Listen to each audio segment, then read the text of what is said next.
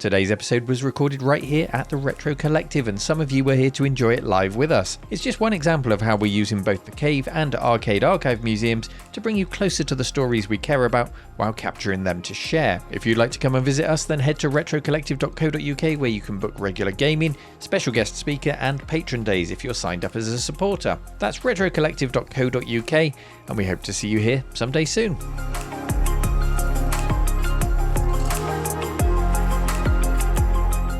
Hello Cave Dwellers, welcome into the Cave. I've got a talk for you today from the Ted Dabney Experience. Now this is a podcast that you may or may not have heard of. If not, very briefly, they interview legends. That's the only way to describe them. Legends from the likes of Atari in the 1970s and into the early 80s. The people behind some of the very first arcade video games, the pioneers.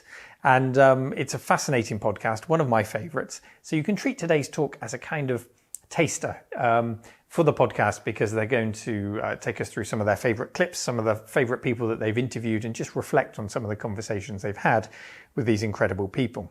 So please enjoy this talk. I wanted to make sure I captured it and got it out there for you, because while everyone who came here last weekend really enjoyed it, I'm fully aware that many of you you're dotted all around the world. It's completely impossible for you all to come and attend these talks. So I like to make sure I capture them for you, and this is just one such example of the type of thing that happens in the cave, in this space, which only exists because of your support out there. So I will always capture these talks for you, and I hope that you enjoy this one today. Okay, let's get on with it. This is the Ted Dabney Experience.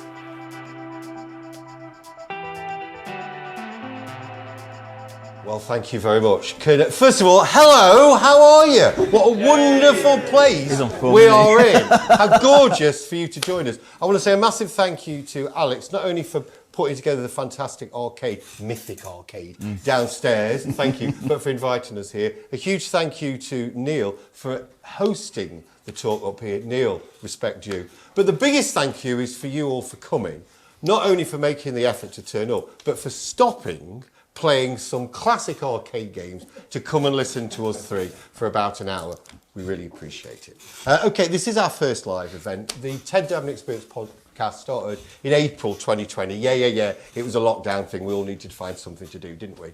And we've now been going almost 3 years. The idea is that we produce an episode a month. We almost produce an episode a month. So we're on to episode 31. You're on the squeakiest chair in this room. I know, especially on the one that moves most as well. We're on episode 31, and our next one will be recording a week on Monday with Eugene Jarvis. So we are keeping it going, so to speak.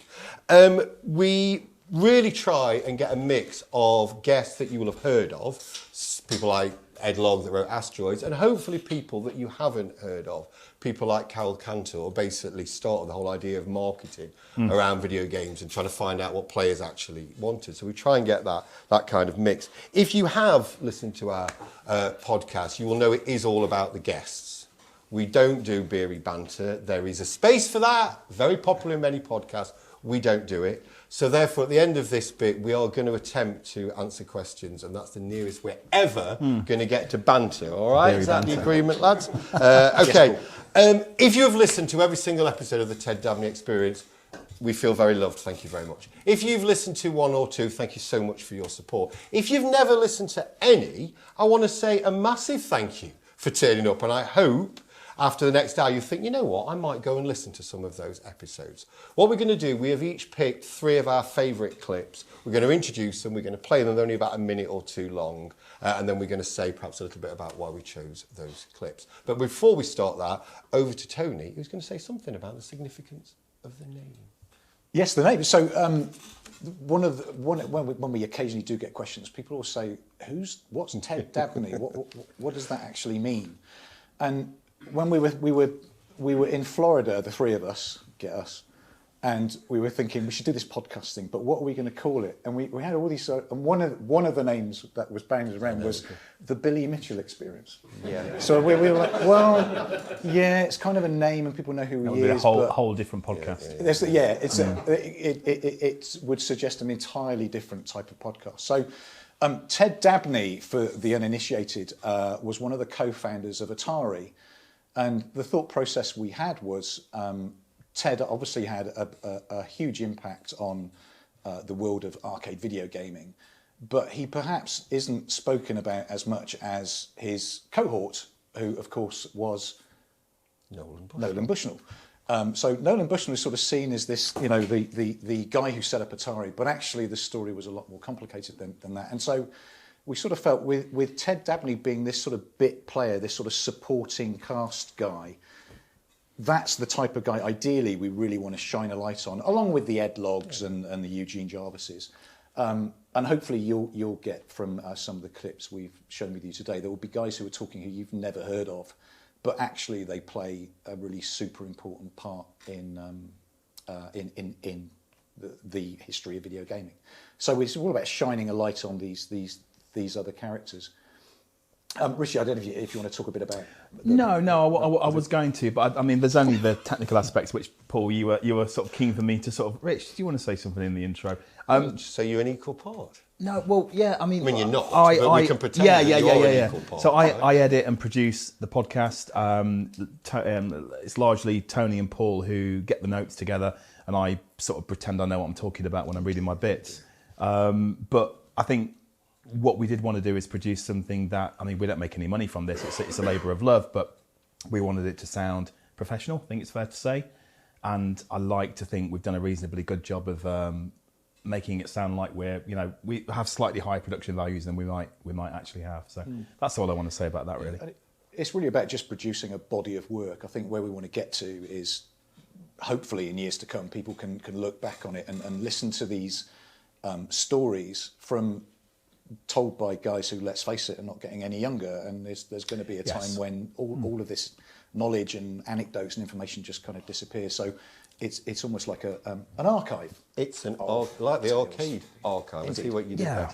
Before we start playing the clips, this man's very modest. If it wasn't for Richie, this podcast wouldn't exist. Not only did he come up with the idea in the first place, is that he spends all the time recording and editing it. So respect you.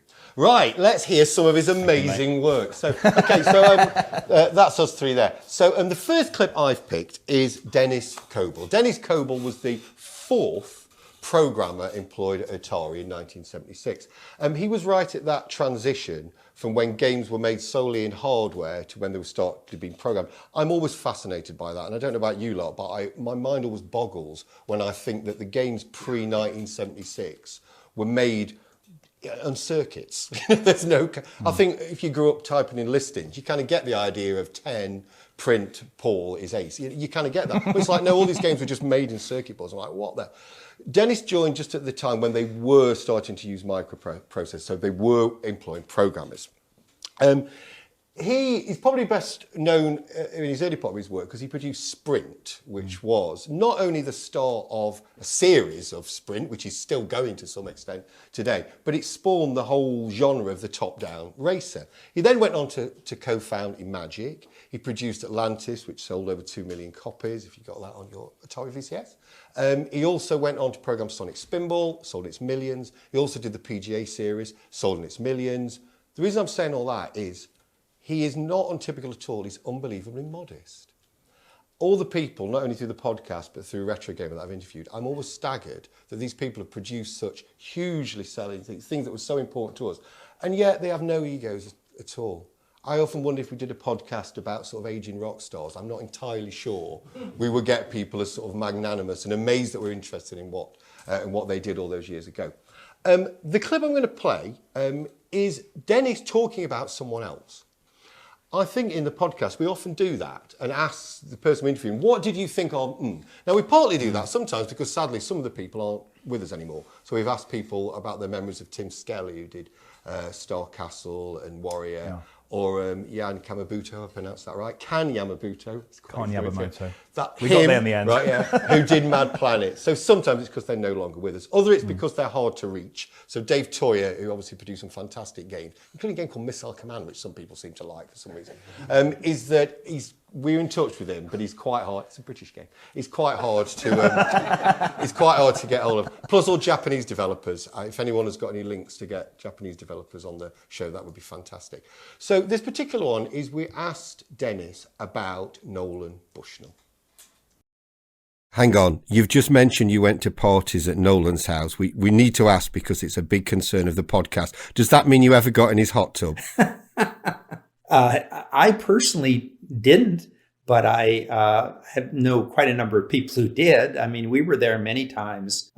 It was kind of funny. I guess I could draw a parallel a little bit to Elon Musk, is probably a very similar individual to Nolan in a lot of ways. I think that entrepreneurs like that, like Nolan and Elon, and there's been a few others along the way, very much, again, very smart people, hard workers, legendarily hard workers, actually, but also idea people. Yes. And their reach was always really kind of beyond their grasp in many cases. I don't want to go into Elon Musk's hot tub. I'll make that clear. Which is true. However, I have got a lasting wish that I wish I'd got into Nolan Bushnell's hot tub. The nearest thing we get to a running joke is the hot tub thing. To me, it's just, I'd love to have sat in it, but it just sort of symbolises that whole idea of excess. It's the nearest thing you get to a kind of rock star image. So I'm afraid I apologise for often asking about that. When you get a chance downstairs, I think you've got a sprint cabinet. Is that right? Not only is the game, it's still fun, and you can definitely see where it went, where they took that idea. But just have a look at the side art. It's absolutely beautiful. Bob Flamarte, I think that's right. So please do admire that when you go downstairs. Tony, over to you. So for my first clip, I chose our friend Warren Davis. So Warren was our first episode, and when we thought of this idea, and we thought we really need to ease ourselves in with a guest who we know is going to deliver. And Warren is a classically trained actor and is a great orator. So we knew he was going to give us some cracking insight. Warren, of course, worked for Gottlieb. He's primarily known for the arcade game Qbert, that I'm sure you'll be familiar with. The reason I chose this clip is it's a great example of Paul's speciality, which is asking a bizarre left field question. And his question to Warren was, I should also say Warren did some work around comedy, and very early on he took a training course in improv comedy. And so Paul's opening question was, how does improv comedy help with the development of video games? Which kind of astounded Rich and I at the time. He was like, what sort of question is that?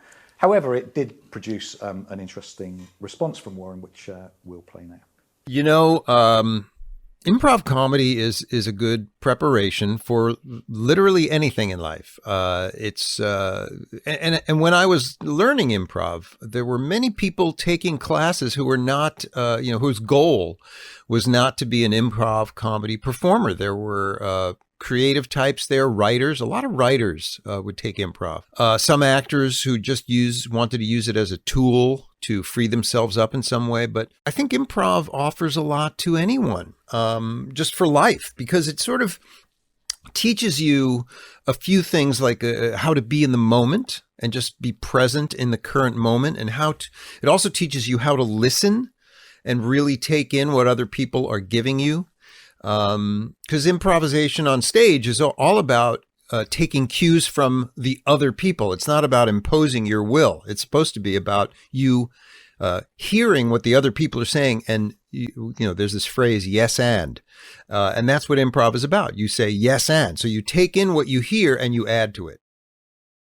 And that was the key point. You take in what you hear and you add to it. And if you read Warren's book, when he talks about Qbert and the development of the game, or better still, if you listen to the Ted Dabney Experience, he goes into it there. This is the point. So Qbert did not have a plan. There was no kind of written down structure of, here's an idea for a game, I'm going to get it down on paper and then I'm going to make it happen. It was very much a voyage of discovery. So some of the things that Warren alludes to there in that clip around you're in the moment, you take advice from other people. And so Warren's brief was literally, come up with a video game, Warren. There's a desk, there's a computer, crack on. With no programming experience, no idea what he was doing. And so there were a number of sort of key moments in the game. He walked past Kan Yabamoto's desk, the guy who wrote Mad Planets, and saw some isometric shapes on his screen. And he looked at those and pictured pictured a sort of triangle shape, of cubes, and so that was the sort of starting point of the game. And then he thought he needed some characters, so he went to Jeff Lee, the artist, and said, "Can you just create some characters for me?" And then he dropped them in, and so slowly this game developed out of nothing, and it was very much improv. And ultimately, there's the cabinet that was produced. You can find that downstairs at Archive, and just have a think about the entire package. I think Cubert's a great example of a game that's more than just what's happening on screen. Are you drawn in by the marquee, the side art, the bright colours? It's an absolute classic. So. And Alex has got the swear marquee on his, right? Which wasn't an original release. It was like a fan thing, wasn't it? In association with Jeff, the artist. So for my clip, I've chosen Evelyn Sito. Sorry. So given the era, it's probably unsurprising that there was a paucity of women in the industry, but like Carol Cantor, who Paul alluded to earlier, another guest of ours and the industry's very first market researcher, many women did work, but just didn't work in engineering and game design. They were kind of in other areas within the different companies. And Evelyn worked for Evelyn or Evelyn? I always get this wrong. It's Evelyn. So Evelyn worked for Atari art director George Opperman on all manner of graphic material, sell sheets, aka flyers, as we would know them as, game cabinet art, home game packaging, etc., including the famous Atari Fuji logo. And first and foremost, I think for me it was interesting to hear her talk about her background, her family's restaurant business, and perhaps the parental expectations that came with that, perhaps the typical expectations of a Chinese immigrant family during the 70s in Los Angeles, which she dove into.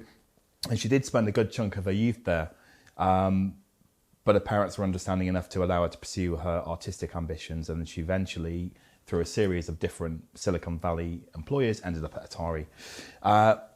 It's notable to say that this episode was co-hosted by Tim Lapatino, author of The Art of Atari, a wonderful book who I'm sure a lot of you probably have, and also Pac-Man, The Birth of an Icon, and he was the consummate pro. He was a great co-host. Paul stepped aside for that particular episode. Was it Tony? Thanks for making such an impression on you that episode, mate. I thought it was you, mate. Sorry.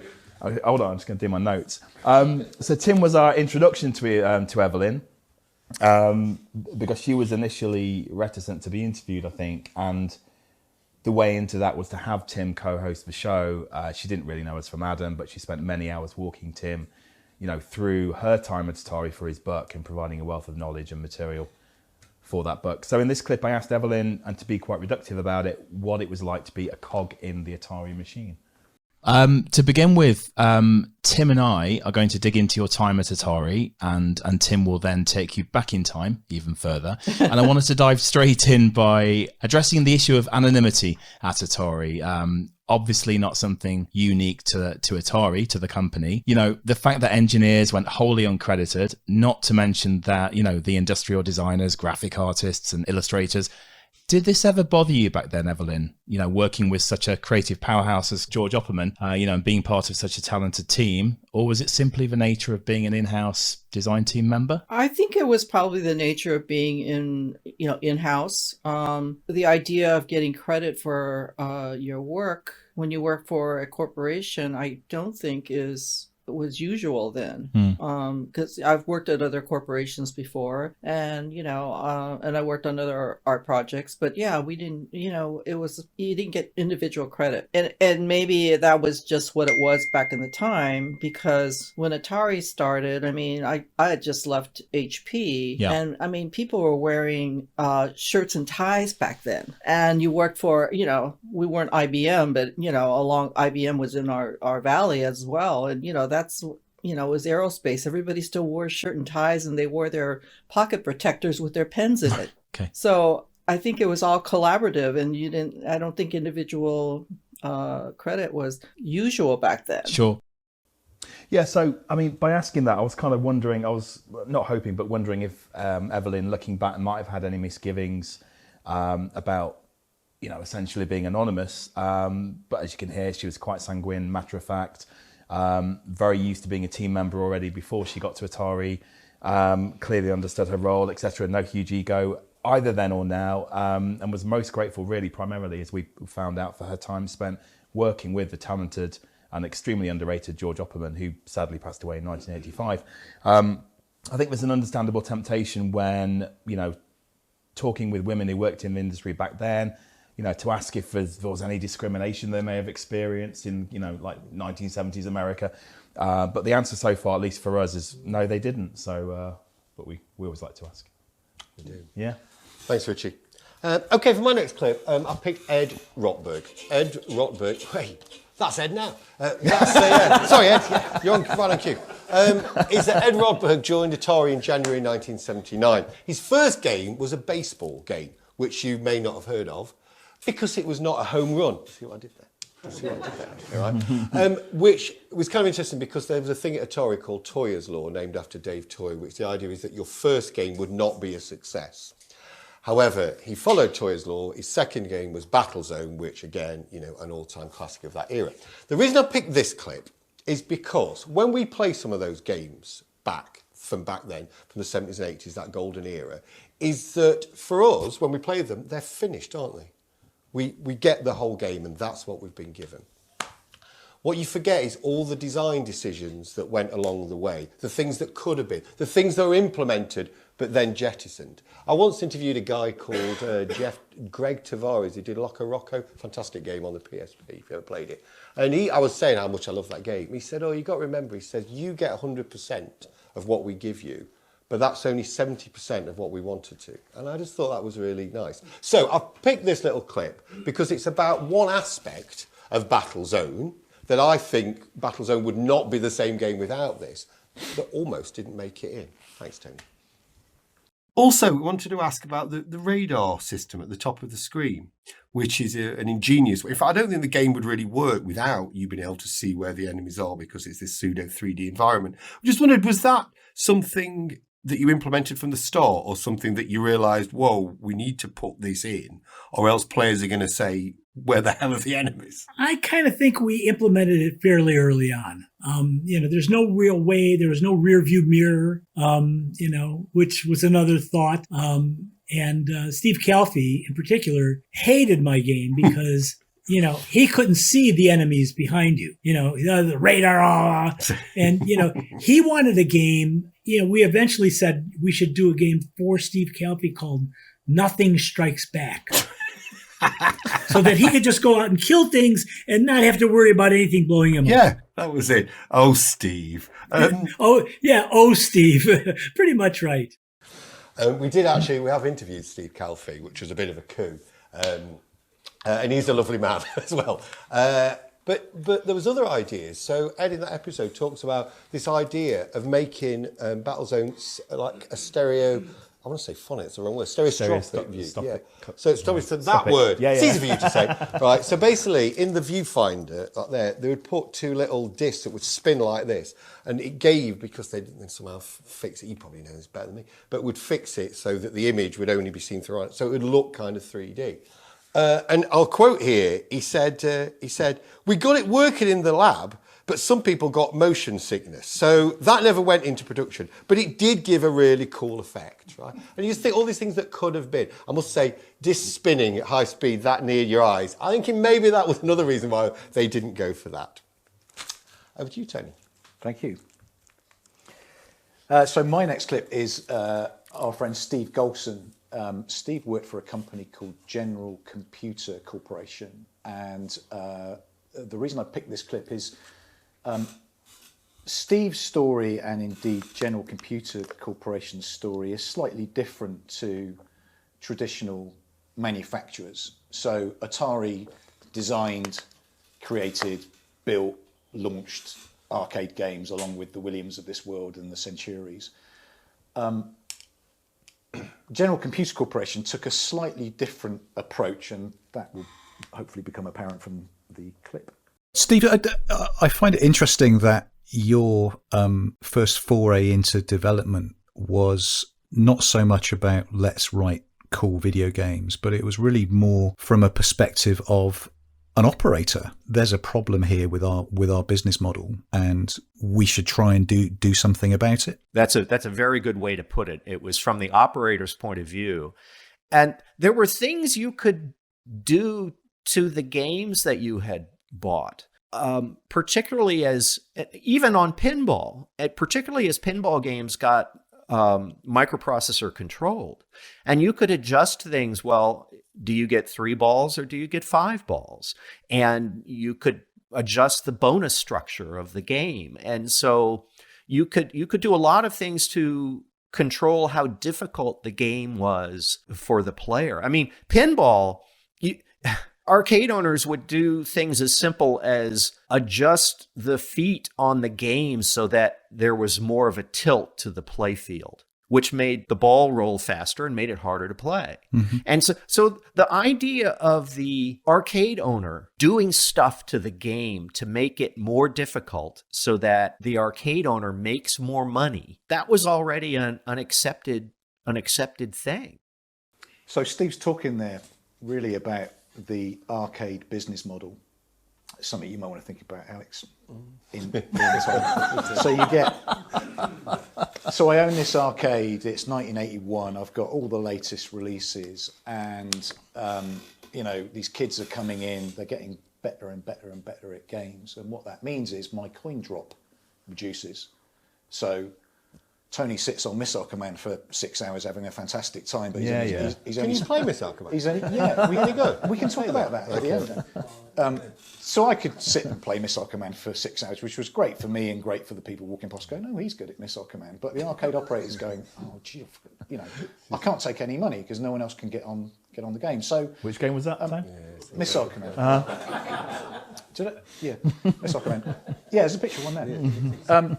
And so General Computer Corporation recognised this, and so their first release was a add-on kit for Missile Command called Super Missile Attack, which was unlicensed, unauthorised, and they were sort of skirting on the edges of the law, and it ended up in a court case, which of course you can listen about in a great more detail.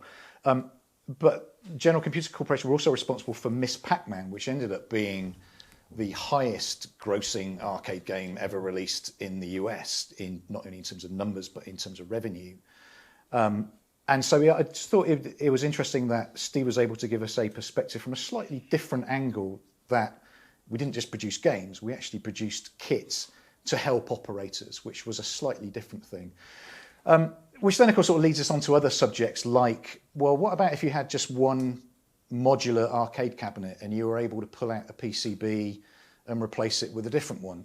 And then, of course, you get onto the whole subject of jammer cabs. And so, this was the sort of pre-singular cabinet with multiple games in. This was people essentially hacking what was an existing arcade game to help operators to extend the life of their games at a fraction of the cost of going back to Atari and buying a whole brand new game for $2,500–3,000. Oh, it's me, isn't it? Yeah.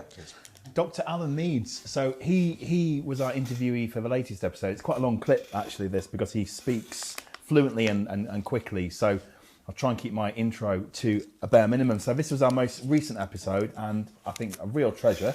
And it was wonderful to get an insight into the unique history and culture of the British amusement arcade.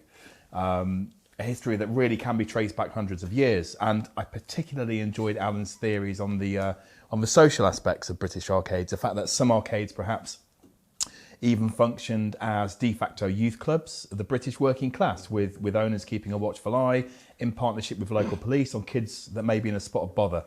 And yes, the arguably mythic neon-lit American arcade of the late 70s and early 80s, as depicted in movies such as Tron, may really be just that, as admittedly wonderful, an admittedly wonderful figment of our collective imagination.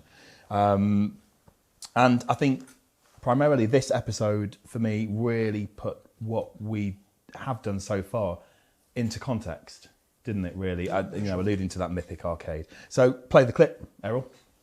Streets of Eastbourne, who were based here in the UK. Now, Streets of Eastbourne, I've owned a few of their cabs over the years. They were a relatively small player, as you say, based in Eastbourne, but somehow along the way, they managed to secure a legit relationship with Williams, where they licensed and distributed spangly versions of Defender, Stargate, and Robotron in some very distinctive looking cabinets. What's their story? Well, Streets of Eastbourne, the Streets family have been involved in arcades since the early days. So it was the Streets brothers, if I remember correctly, who were involved in, well, from about the early 1900s. So they've got a long lineage in the arcade trade. Mm-hmm. Interestingly, I don't think they came from a showman tradition. I think they came from kind of a manufacturing tradition and then went into operating. But so think about Streets as being almost part of the woodwork. They are a long-established manufacturing company that made electromechanical arcade machines and operated arcades. So they didn't get huge, but they were considered a reliable, trustworthy manufacturer of machines, kind of much like Crompton's, but actually they existed before Crompton's, and they were kind of eclipsed by Crompton's. Now, I think that the Williams link is a bit of a red herring in the sense that, okay, I one of the chaps that I interviewed was Colin Mallory. So again, he lives a couple of miles away from me.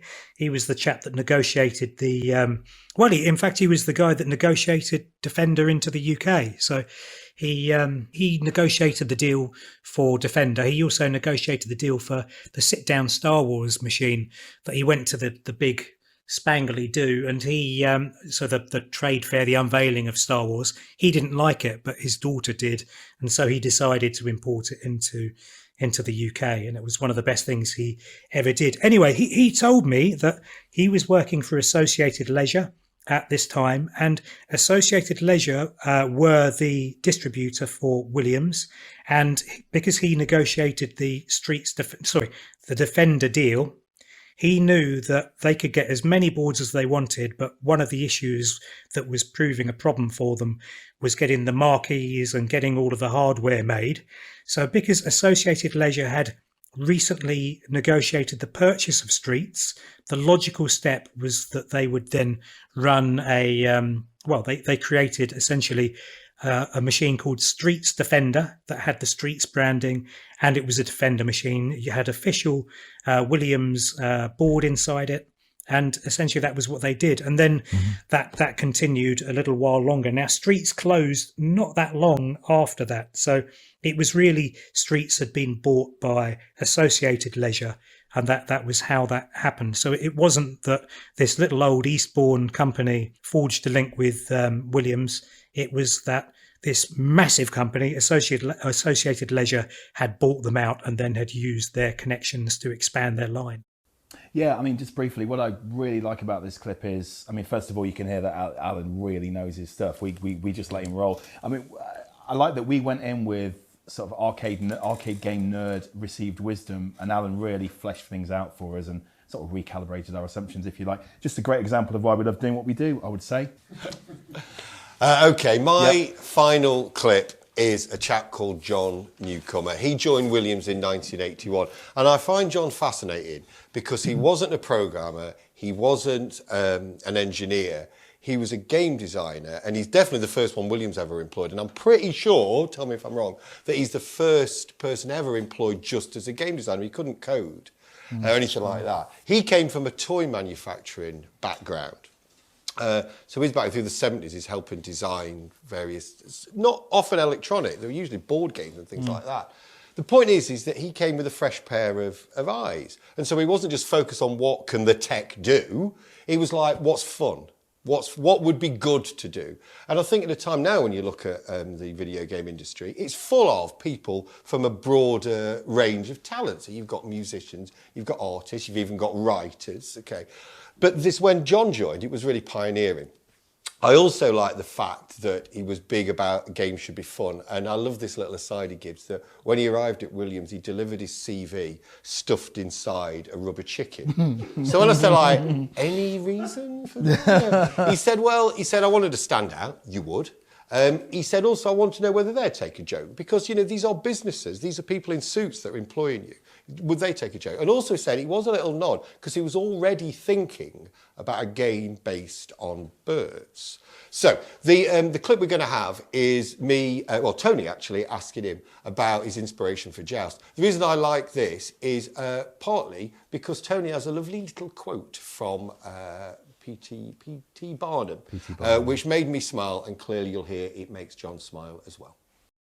There's an interesting quote by P.T. Barnum who said, no one ever made a difference by being like someone else. And I guess this is where Joust comes in, right? So, you know, Joust is arguably unlike anything seen before. So it's interesting that that ended up being the game to be developed. I mean, specifically the sort of core mechanic of players riding on giant birds. Where did that idea come from? I love the Barnum quote and have lived by that in some cases, and Joust was definitely one of those cases, where if you're going to do a flying game, let's do something different and also take into effect the technology. So if you have aircraft going across the screen, there's something that doesn't quite feel right, because they're not moving fast enough. But if they move too fast, you can't really play it. But a bird naturally goes into your mind as something that goes slower. Mm-hmm. And so it feels right. And this was something I researched a lot as well, because I'm a avid movie buff. Then I was reading all kinds of comic books and Frazetta, fantasy, all that stuff. And so there was all kinds of references in my head for different characters and mythology and stuff of flying. And I also went to the library and I was looking up what are the most common dreams of people, and flying was ranked as like number 2, where people wish they could fly, or other similar questions like, if you had a superpower, what would you want it to be? And flying ranked up there. So I thought the psychology was right. Thanks. Yeah, because he was a game designer rather than a programmer, it means that he produced these incredibly detailed game design documents. And I can't believe this. I interviewed him about the making of Sinistar years ago, and he sent me the original design document. Treasure. And what's fascinating, when it's handwritten, well, as you can see, it's handwritten. It was called Juggernaut back then. But when you look through, you can see all the ideas that made it and the ideas that didn't. Like, if you like Sinistar, I do like Sinistar, but have you ever thought that it needs to be a bit more? I really like Sinistar, but after a few... and his idea said, I was going to have there's a little pilot inside the Sinistar, and then when you destroy it, he tries to escape, and then you chase him, and then you have multiple. So you can see all these things that didn't happen because of, going back to the Battlezone one, they ran out of time, they ran out of money, you need to get that game out. Remember, these are commercial products. Just one last thing. So if flying is the second most common thing that people dream about, it's got to be sex, number 1, isn't it? And I'm thinking he missed a bit of a trick here. He could have combined these two, bum jousting. Tony. And now we cancelled. All right, okay. So it's me now. Is it Tony? It's Tony, isn't it? Sorry. I'm just wondering how I can follow. How do you follow bum jousting? Jesus. You owe me for that. I'll talk to you. I will talk to you later about that, Paul. Oh yes, Doug Wismer. So Doug is a great example of the supporting cast of the industry. Doug works for Electra Home, and Electra Home were the manufacturers of, I want to say, the majority, or certainly a significant chunk of the CRT monitors that you guys will play when you fire up a classic arcade machine. The context of this clip is he talks to us about how he made contact with the arcade industry. Electra Home were in trouble. It was the late 70s. JVC and a whole host of other Japanese manufacturers had turned up in Canada, which is where Electra Home were based, and they were starting to undercut their existing market, which of course was consumer CRT television sets. The company was in a whole heap of trouble. They weren't selling TVs anymore, and it was desperation stakes. And essentially, management sat Doug down and said, Doug, what can you do? We need to get ourselves out of this hole. And so that's the context of what you're about to hear. So what was the starting point in terms of looking for opportunities in this new arcade industry? Well, part of my study of this was to look through some magazines, and I don't remember the titles of which ones they were, but I did see a company called Atari, which didn't mean anything to me at that point, but I saw there was a name, Atari, and there was another name, Steve Bristow, and there was a small article about something that Steve had talked about in there, and that he was, I think, engineering manager. So I gave him a call and just told him what I was doing and that what we could do. And he was extremely interested in what we could do because he knew that at some point they were going to need color monitors. He didn't really explain it to me at the time, but I think in the back of his mind he realized they needed another supplier, but said he was unable to talk to me because he was heading to Chicago to a trade show, the AMOA show the next day. I ended up meeting him in Chicago on the following day, as a matter of fact. I thought, best opportunity is he's close, I'll go and see him. And from there, I was definitely encouraged to work with them, which we did. What I liked about that quote is he went on to say, when he mentioned there, he had a phone call with Steve Bristow. Steve said, I've got to go because I'm flying to a trade show tomorrow. He literally went back into the office and said, make me a brochure. He literally walked into the marketing and said, I need a brochure. And they literally knocked something up, got it printed, stuck it in a briefcase, jumped on a plane, sat in front of Steve. So just the sort of humble beginnings of what became a very significant income stream for Electra Home, and just that kind of sense of entrepreneurialism that, Doug was looking for another way of essentially saving Electra Home. And it clearly turned into something huge. And he also drops us right into the specific point in history when Atari and indeed other manufacturers around sort of 78, 79, 80 were about to make the change from what had up to that point been black and white games over to colour. And Electra Home just turned up at exactly the right point where Atari said, yeah, we need to go colour. And Electra Home went, we can help you with that. And thus started a long and successful partnership. And indeed, Electra Home went on to sell arcade monitors to other manufacturers, including Williams, Gremlin, Sega. Great episodes. We had some debate about whether do we get this guy on? Is this the good thing about this episode is I send links every now and then to friends who have literally no interest in either video games or arcade games or pop culture history whatsoever. Why are you friends with them? Well, I ask myself the question every now and then. And this is one of the episodes where a friend of mine was like, I've got no interest in this. You've managed to make something ostensibly really niche and quite boring into quite a fascinating interview. That was high praise. When a monitor goes pop, it's like, oh no, we've got to pull it out, try and figure out what's wrong with it. But so when you're down there playing, think about how rare those CRT monitors actually are. Yeah. So over to Rich for our very final clip. Yeah, I mean, where would we be without talking about Walter Day? So Walter Day, as it says on the screen, arguably the grandfather of esports. But what can you say about Walter Day that he hasn't already said about himself a million times before? Every available opportunity. But we were curious to get Walter on the record about his friend and confidant, Billy Mitchell, whom, full disclosure, Tony actually knows fairly well and can attest to being, to the best of all available knowledge, a nice bloke. But that said, there is the issue that won't go away, which is of alleged, some would say proven, fabricated, whatever, high scores. And although it wouldn't be right for us to add to that mountain of opinion, I don't think, I personally don't quite buy Walter's assertion that the tech is far too complicated for Billy to understand. Talk about Billy. But thanks for starting the... Sorry. No, it's all right. Close friendship, Billy, and your partnership with him over the years has been, the subject of much debate.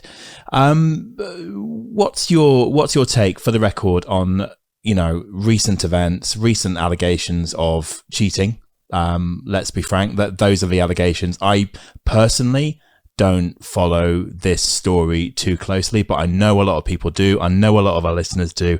So, Walter, take the mic.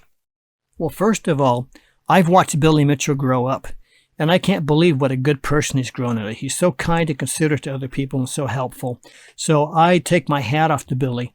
As far as the allegations, the idea that he had MAME and stuff like that, I just can't see it. See, I'm prepared to testify that he didn't use MAME because I never saw him involved with MAME. I never saw him talk about MAME. He didn't like MAME. He was against MAME.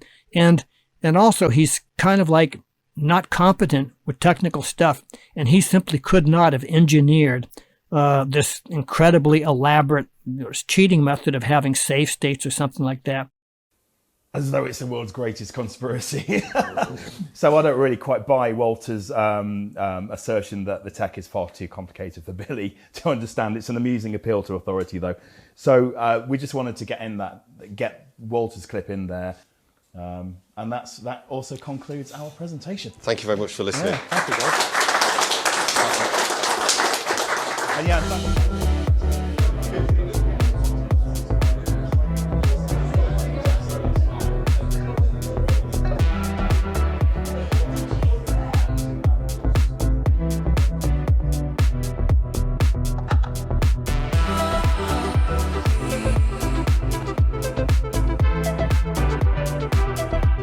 If you enjoyed today's video, then why not visit patreon.com/RMC Retro to show your support. All patrons receive 1 week of early ad-free access to all videos, and of course my thanks and gratitude for making the channel possible.